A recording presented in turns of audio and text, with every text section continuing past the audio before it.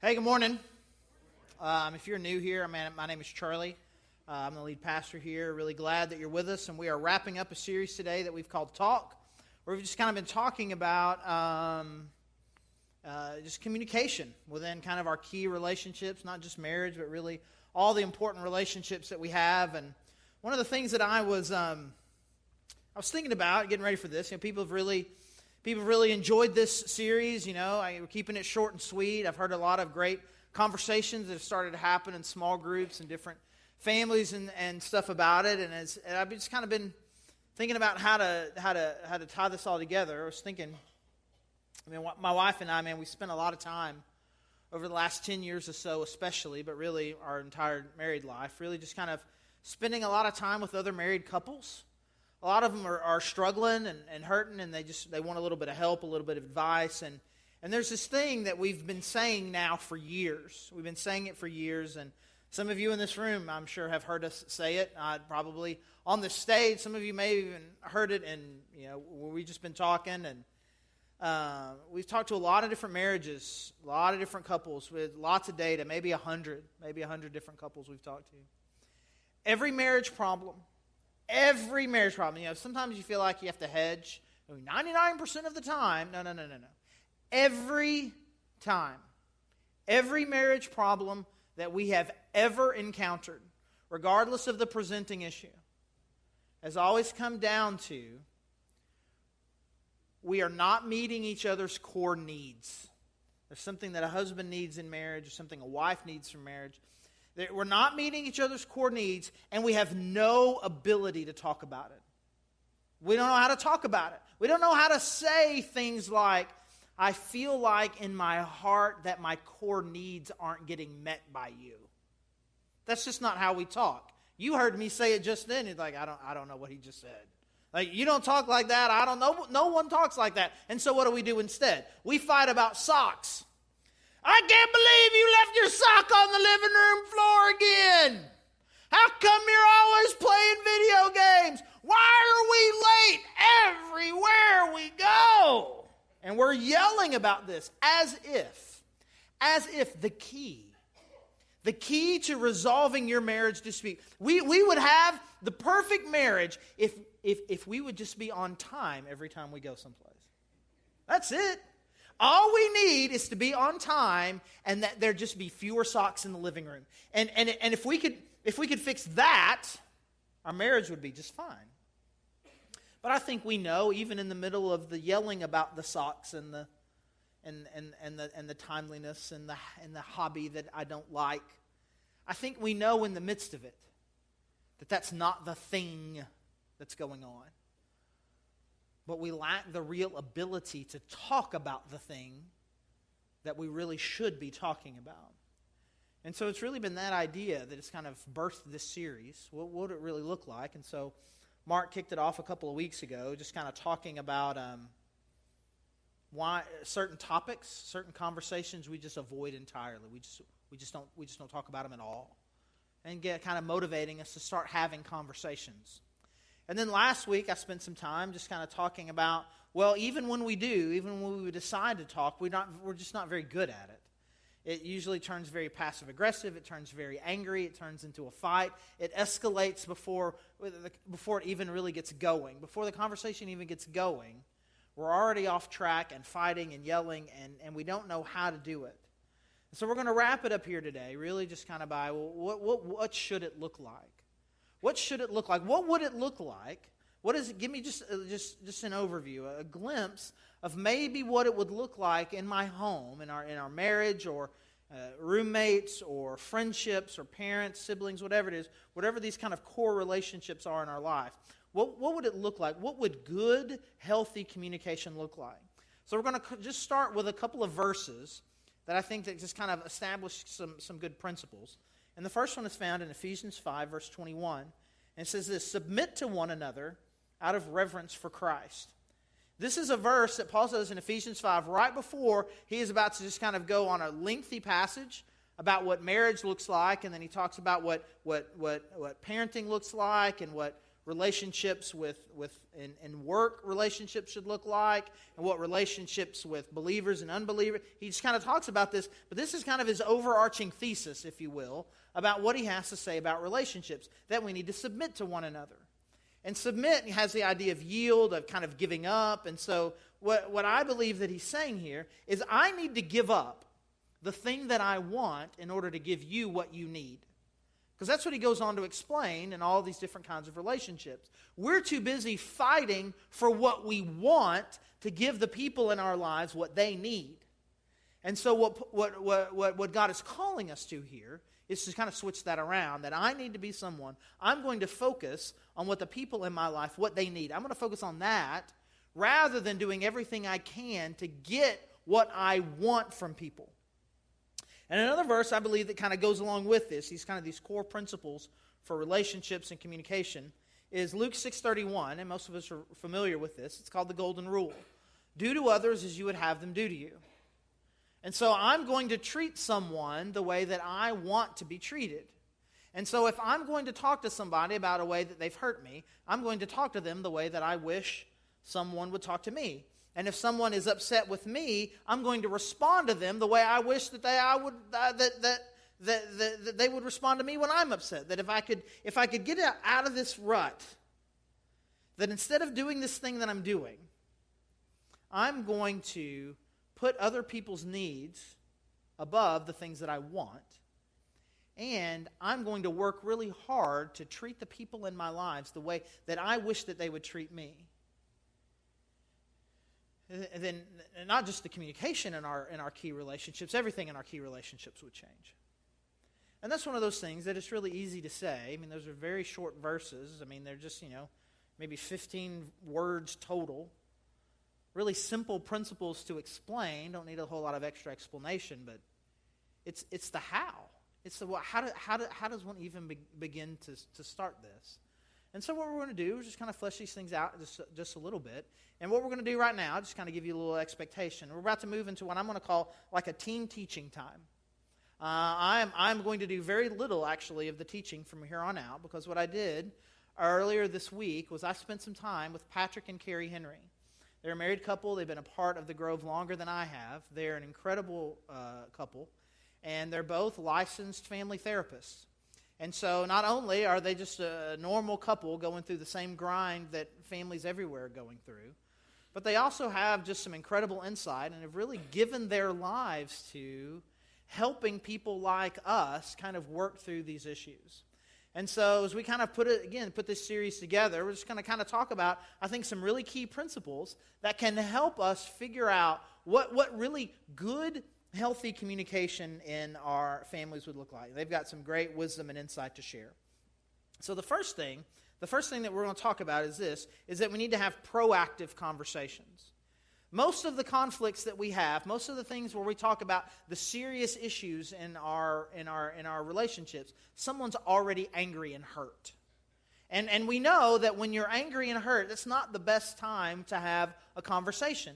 No one's at their most clear-headed. And here's the best example of this, and you're going to think I'm trying to be intentionally shocking or salty or something like that, and you're going to laugh uncomfortably, and it's going to be, but anyways. Okay, so the only time that we ever talk about sex in our marriage is usually, 99% of the time, it's when someone's been denied. Right? Someone has been denied. And the other time is maybe something really not awesome happened during it, right? Somebody did something or didn't do something. And so let's just say this, that when a guy, I'm sorry in advance, that when a guy is naked and has just been denied sex is not the best time to have a conversation. It's just not. You're not going to get his best. But that's the only time that we talk about it. And then we suggest this to people. What would it look like to have a close-on, middle of the day, middle of the afternoon conversation about some of these more significant things? And we don't wait. And so we have conversations. How do you feel like our sex life is doing? How do you feel like our marriage is doing? How do you feel like our parenting is going? How do you feel in general? How do you think it's going? And some of you right now are saying that is the worst idea I've ever heard come out of your mouth. And do you give tithe refunds? You're like, I want my money back, because that's no good, because you view these serious conversations, you view them like you're fighting a grizzly bear, right? I'm fighting a bear, and it's always bad. And what you're saying is, you want me to find a time during my week to go to where the bear is, and the bear is asleep, and you want me to poke it with a stick, and then it wakes up and you go, "Hey, bear, want to fight?" That's what you're thinking. But what if your spouse isn't a bear? And what if it's not a fight? And what if whatever this would be would prevent both the duration and the intensity and the frequency of the fights? And so this is the first question that I asked Patrick and Carrie. It's like, what would it really look like for us to kind of have proactive conversations? Yeah, when I think about needing to have a proactive conversation, I'm thinking about, what am I feeling? What are my feelings giving me information about, and so then what do I need? And kind of taking the time to clarify. If I'm having a feeling about something that I need to talk to him about, what do I need? And really get that clear, so my expectations are clear. And then communicate. Here's what I think is going on. Here's how I'm feeling. Here's what I think I need. And then asking them, what do you think? What do you need? Is this realistic? Just kind of really thinking through your needs, which is hard sometimes to come up with and then communicate, but that can be really helpful. Well, a lot of our conversations are reactive. We there's been a blow up over something that's occurred in the relationship, and almost 15 years in, we still do that. We're both licensed marriage and family therapists, and we still do that. But we've gotten better at that. And one thing that I've learned from my brilliant wife is just that expectations, stating expectations is really important. And so knowing what other people expect of you is a really big part of, not letting them down. And if you haven't shared with somebody else what your expectation is, then how are they supposed to really know that? So I think that's one of the proactive things that we can definitely be doing. And then sometimes we have expectations that are unrealistic. And if you have unrealistic expectations of someone, that's always going to lead to disappointment. And so you may have an unrealistic expectation about somebody else that you haven't even communicated to them. Mm-hmm. They can't meet it because it's not realistic, and they don't even know what it is. And then here you end up, fighting over that, and it can just be kind of that rotating thing that comes around. So I think, at least for us, just getting in that habit of being more clear with our expectations of each other and talking about what's realistic has been one of the most helpful things that we've done. Yeah. Well, I think there's been times in our marriage where we've done a pretty decent job with kind of these State of the Union kind of conversations. And we just called them family meetings. And we're just a family of two. The dogs might be laying around with us while we're doing it, but they're not really part of the conversation. But it's just something we've done on Sunday nights, where we might talk about our week, what's coming up in the week. We might talk about what we want to eat and meal plan a little bit. So there's just some business kind of stuff, but there's time for issues and concerns that we want to talk about. And it's proactive in the sense that we're not all hot and bothered about it when we bring it up. And because we know that's kind of part of the structure, I think we're not so defensive when they come up. And that's something we're out of the habit of doing right now. But we kind of talk about that and say, yeah, we're going to get back to that because that's good when we do it. And just... Yeah, I mean, it's definitely something that I recommend to people all the time. Have a marriage meeting, have a family meeting. But lots of stuff gets in the way, whether it's just your schedule or it's effort. It's effort to communicate, and maybe we don't want to. Like turning off the TV. Yeah, just making the time for it. But also, I really like what we have done too. I mean, it's something we learned in counseling, but starting off the family meeting with compliments. That's a really good way to just kind of get it started in a positive way, and then we would end with prayer request, which is kind of another, if you're in the habit of compliments and prayer request part, and if some hard things come up in the middle, if you kind of have this is our structure, then there's kind of a way to go back to, and it just even the prayer request of we need help, God, all the time in our relationship. And so just kind of a good reminder to get back to that. I mean, the genius of, there's a lot there. There's a lot of genius. But you think the idea that there are some expectations that you have with your spouse and with people in your life that they don't even know. And the only time we talk about it is when we're at our worst. And if we could have those conversations, kind of, surround them with compliments and praying together, I would, again, the frequency and the intensity of the conflicts in our key relationships would diminish quickly. But obviously, they're not going to go all the way together, away altogether. They're still going to happen. So we have these proactive conversations to try to minimize the conflict, but conflict is still going to happen. You're still going to get hurt sometimes. And so what we want to say to that is, when you get hurt, that you need to show grace when you confront. That I'm going to treat this person with kindness and respect.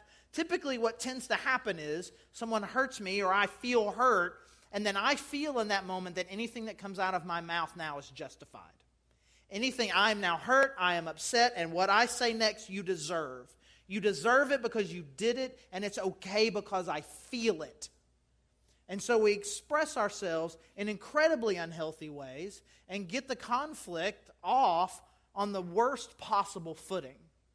And so then I asked Patrick and Carrie, how do you avoid that? How do you go into a situation where you're upset and you bring it up in a way that is gracious and healthy? And this is what they had to say.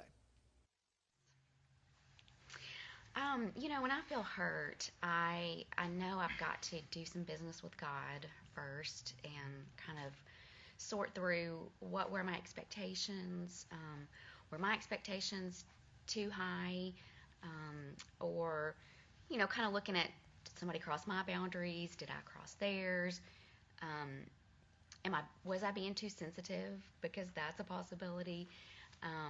And so then kind of trying to make clear, if I'm feeling hurt and I need to talk to somebody about it, do I need to tell them what hurt me and ask them to change a boundary? Or do I need to apologize for maybe I just got overreactive and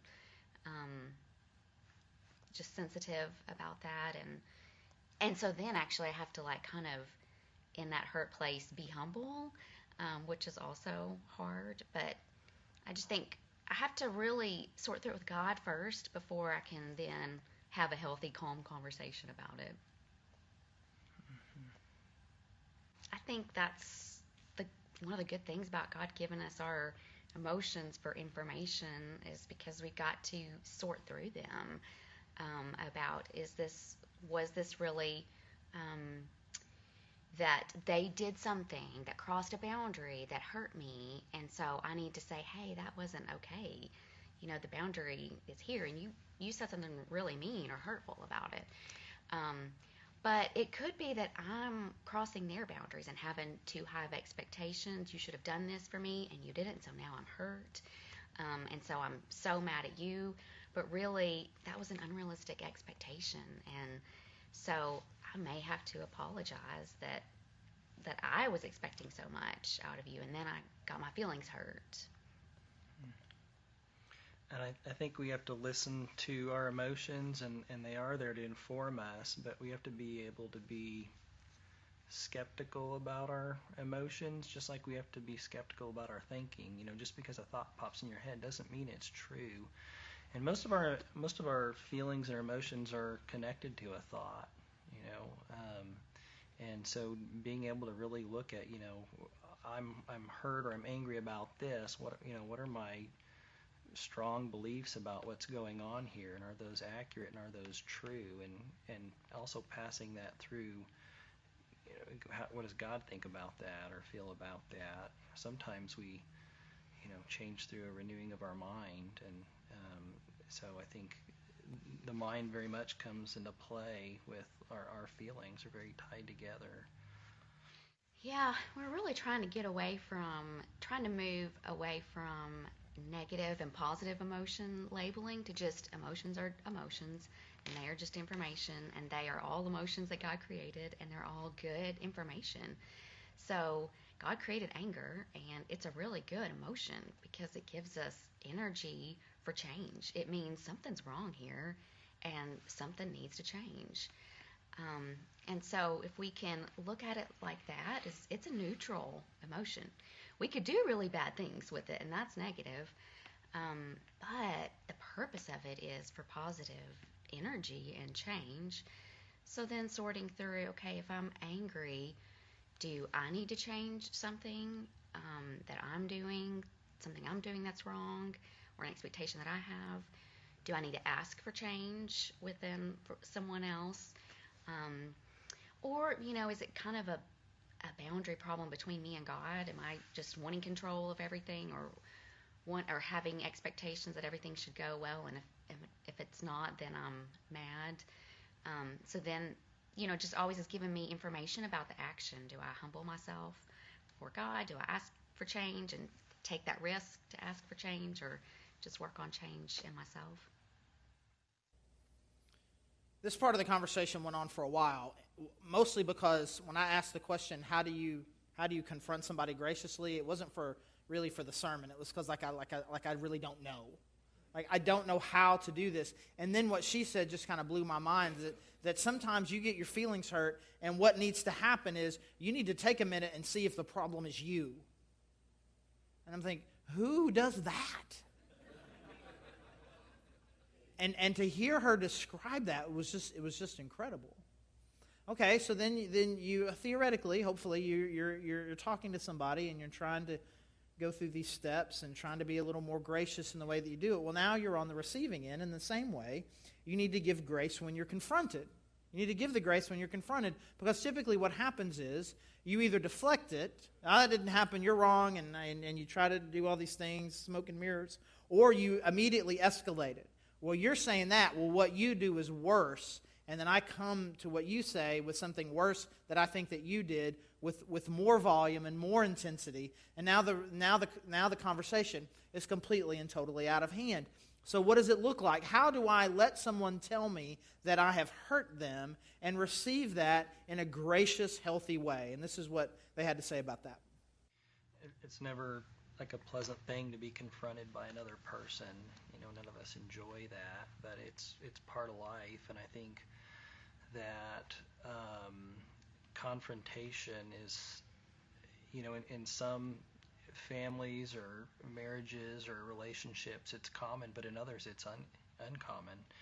And I think that it's almost, if we could almost kind of reframe how we think about somebody confronting us as that's a blessing, that they're willing to be vulnerable, that they're willing to put it out there, that they're giving me the information so we can work on this. I think our response is going to be better. So just understanding the other person's intent behind what they're doing and assigning kind of a positive intent to what they're doing, I think is really important. Even if they're coming at you, and sometimes people are coming at you, and sometimes it doesn't feel like that. But even when folks are coming at you, there's a story behind every overreaction, and they may not even be overreacting, but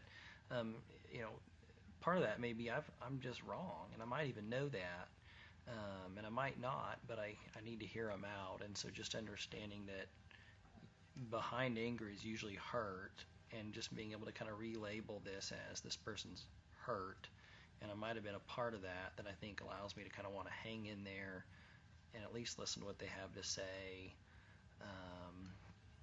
just to kind of see where we're going to go from there.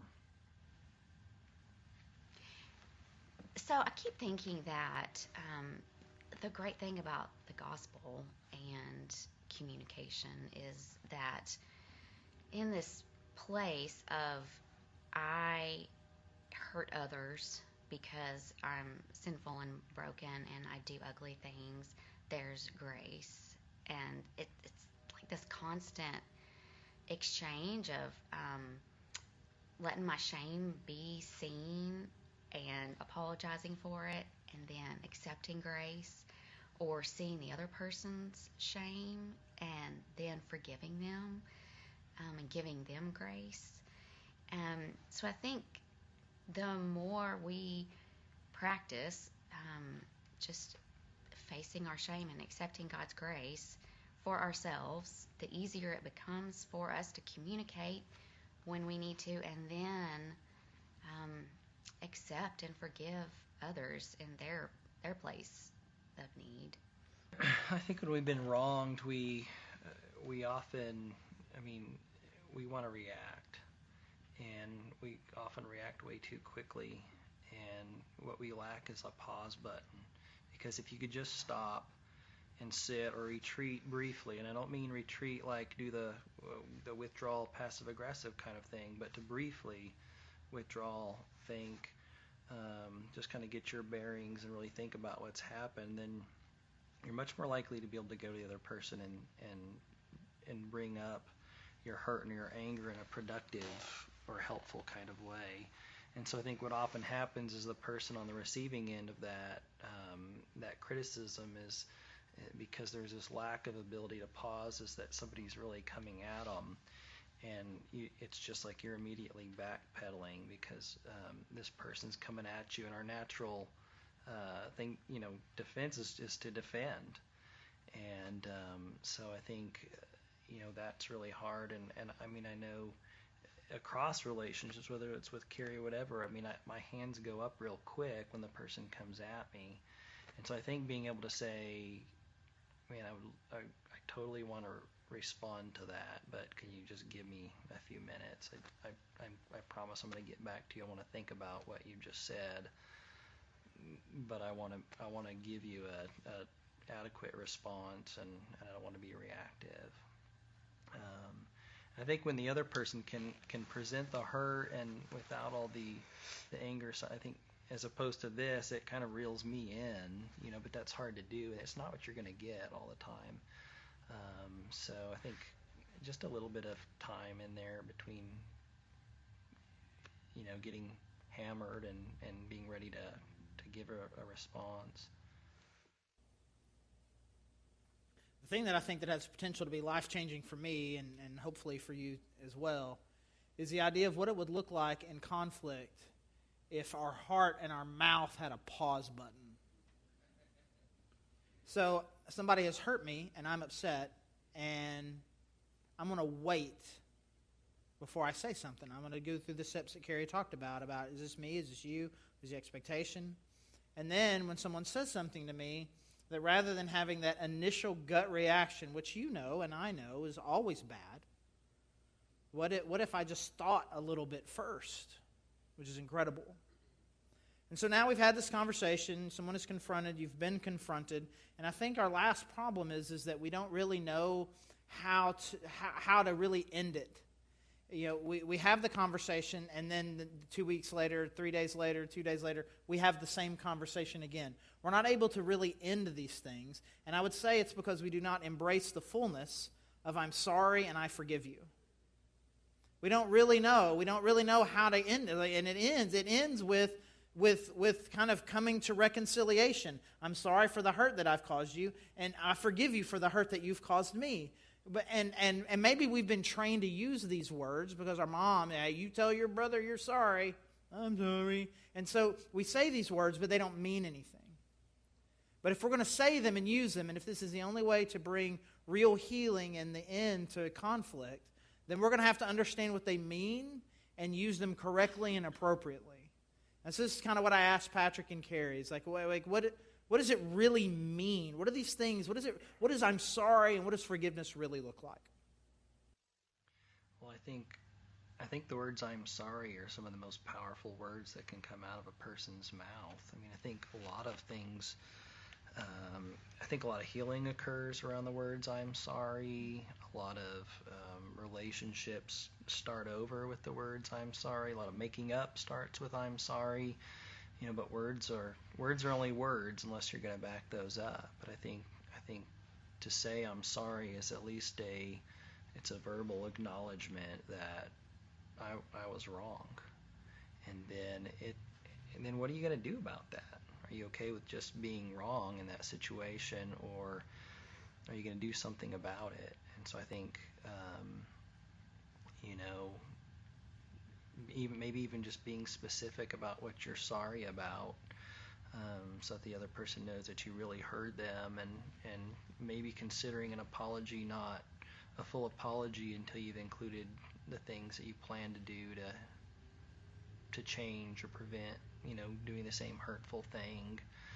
Not that we're standing around with some little ledger book keeping track of the score or anything like that, but you know, if I'm gonna say I'm sorry, then I know she wants to hear, so what's your plan? She doesn't want to just hear, it'll be fine. I'm sorry, it'll be fine.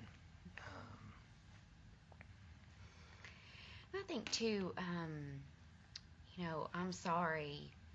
If you're really going to say it, you've got to think about what you really are sorry for. What are you broken that you've been selfish, or that you've done something ugly, or that you have hurt someone,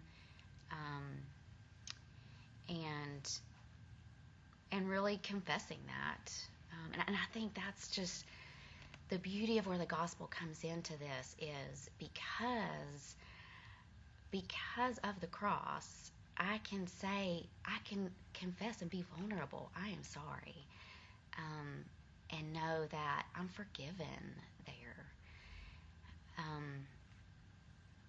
So I think that's the heart of the gospel, is I'm sorry and we are forgiven.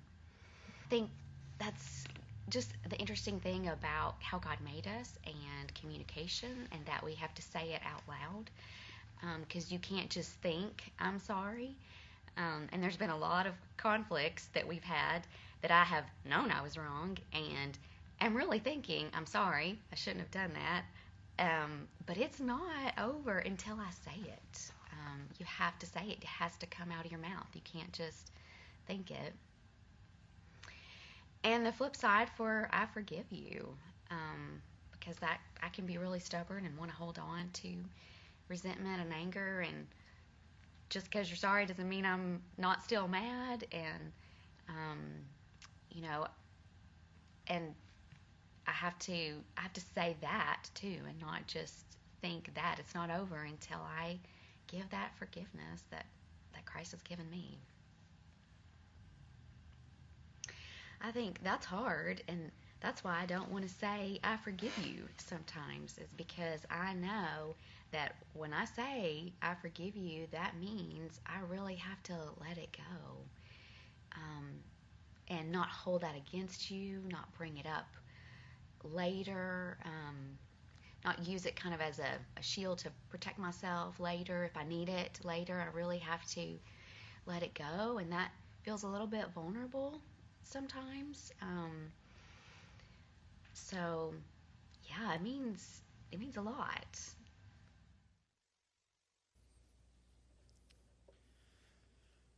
If you've been paying attention, I hope you have, you probably feel a little bit like someone's taking a fire hose to you.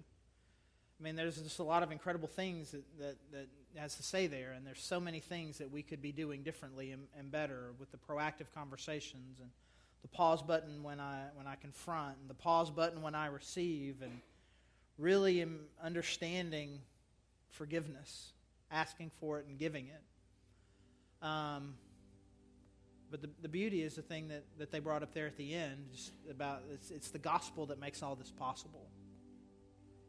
And it is the Holy Spirit inside you that gives you the strength to be able to be and become who it is that God's called you to be. And it is Jesus Christ's death that brings forgiveness to you, that allows you to forgive. And it is the fact that the God of the universe has forgiven us so much that we should be able to forgive a little bit.